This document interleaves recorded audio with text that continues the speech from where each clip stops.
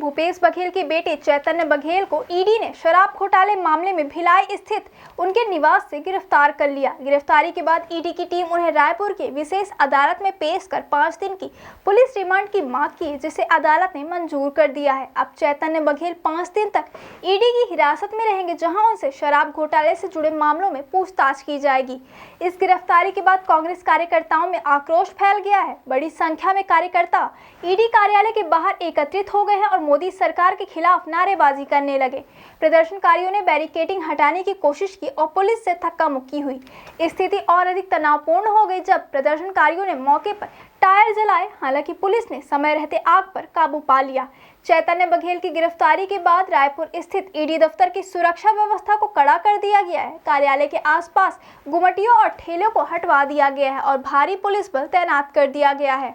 फिलहाल ईडी कार्यालय में केवल चुनिंदा लोगों को ही प्रवेश की अनुमति दी जा रही है और अनावश्यक आवाजाही पर प्रतिबंध लगाया गया है। इस पूरी कार्यवाही को लेकर पूर्व मुख्यमंत्री भूपेश बघेल ने तीखी प्रतिक्रिया दी है। उन्होंने कहा कि उनके जन्मदिन पर पहले उनके सलाहकारों और ओएसडी के घर ईडी की कार्यवाही हुई थी और अब उनके बेटे के जन्मदिन पर उनके घर पर ईडी का छापा पड़ा है। उन्होंने इसे एक जन्मदिन का तोहफा बताते हुए तंज कसा कि ऐसा तोहफा दुनिया के किसी लोकतंत्र में नहीं दिया जाता। भूपेश बघेल ने कहा कि इन तोहफों को धन्यवाद ताउम्र याद रहेगा। उनका बयान राजनीतिक रूप से तीखा और भावनात्मक था, जो यह दर्शाता है कि कांग्रेस इस कार्यवाही को राजनीतिक बदले की भावना मान रही है। ईडी की कार्यवाही सुबह 6 बजे शुरू हुई थी, जब अधिकारी चैतन्य बघेल से पूछताछ करने पहुंचे। पूछताछ के दौरान चैतन्य ने कोई स्पष्ट जवाब नहीं दिया, जिसके बाद उन्हें हिरासत में लिया गया। बताया जा रहा है कि ईडी ने उनके खिलाफ शराब घोटाले से जुड़े कई ठोस सबूत जुटा लिए थे, जिसके आधार पर यह गिरफ्तारी हुई। यह मामला अब राज्य की राजनीति में बड़ा मुद्दा बनता जा रहा है, जहां एक और भाजपा इसे कानून के दायरे में की गई कार्यवाही बता रही है, वहीं कांग्रेस इसे केंद्र सरकार की राजनीतिक प्रतिशोध की रणनीति करार दे रही है।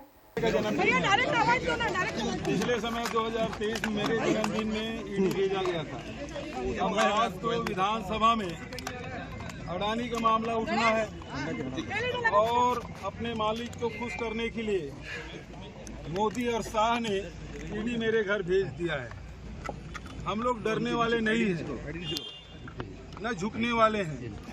ये कितना भी ताकत लगा ले, भूपेश बघेल न टूटेगा न झुकेगा।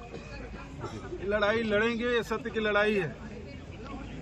पूरे देश में विपक्ष के नेताओं को ये टारगेट करके रखे हैं, दबाने की कोशिश, तोड़ने की कोशिश, प्रजातंत्र की हत्या करने की कोशिश इन एजेंसियों के माध्यम से। एक तरफ बिहार में इलेक्शन कमीशन के माध्यम से मतदाताओं को काटा जा रहा है, वहाँ मेरे ही प्रजातंत्र की चीरहरण कर रहा है, तो दूसरे तरफ विपक्ष के नेताओं को दबाने के लिए ईडी, आईटी, सीबीआई, डीआरए उपयोग कर रहे हैं। लेकिन अब देश की जनता जान चुकी है, समझ चुकी है।